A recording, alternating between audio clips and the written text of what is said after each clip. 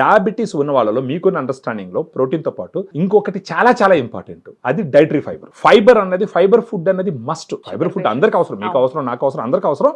కానీ డయాబెటీస్ ఉన్న వాళ్ళకి ఇంకా అవసరం. మీరు చెప్పే ఈ లీడింగ్ ప్రోడక్ట్లు దేంట్లోనూ కూడా మన డయాగ్రామ్ లో ఉన్నంత డైటరీ ఫైబర్ లేదు. డయాగ్రామ్ లో ఫర్ 100 గ్రామ్ ప్రోటీన్ పౌడర్ కి 14 గ్రామ్స్ డైటరీ ఫైబర్ ఉంటుంది. అమెరికన్ డయాబెటిక్ అసోసియేషన్ ఏం చెప్తుందంటే ఒక 25 నుంచి 40 గ్రామ్స్ డైటరీ ఫైబర్ రోజు తీసుకోవాలంటారు. సో మన డయాగ్రామ్ లో 14 గ్రామ్స్ ఉంటుంది, మిగతా ఫుడ్ తింటుంటారు కదా, ఫుడ్ నుంచి కూడా ఎంతో కొంత డైటరీ ఫైబర్ వస్తుంది. వేరే వాటితో పోలిస్తే ఫర్ 100 గ్రామ్ పౌడర్ మన దాంట్లో 25 గ్రామ్స్ ప్రోటీన్ ఉంటుంది with 5 types of source.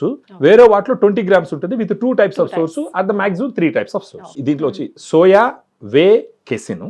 Way protein immediate energy ఇస్తుందండి, కెసిన్ స్లోగా ఎనర్జీ ఇస్తుంది, సోయా కూడా ఆల్మోస్ట్ మీడియంగా ఉంటుంది. ఈ గ్రీన్ పీ, బ్రౌన్ రైస్, ఈ గ్రీన్ పీ, బ్రౌన్ రైస్ ఎందుకు ఇచ్చినారంటే అది ప్లాంట్ ప్రోటీన్. ఈ గ్రీన్ పీ, బ్రౌన్ రైస్ ని కలిపినప్పుడు గుడ్ అమైనో యాసిడ్ ప్రొఫైల్ వస్తుంది.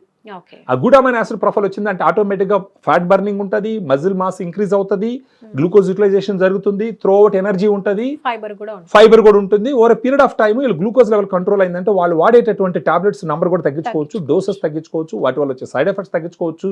ఆ ఖర్చు అక్కడ తగ్గుతుంది, దాన్ని దీనికి పెట్టుకుంటారు. షుగర్ పేషెంట్స్ కి ఒక బెస్ట్ ప్రోడక్ట్ అనుకోవచ్చు అయితే. ఖచ్చితంగా ఇది ఒక ఫ్రెండ్ లాగా షుగర్ పేషెంట్స్ కి డయాగ్రాండ్ అనేది ఒక ఆపద్ బాంధవ్ లాగా అనుకోవచ్చు.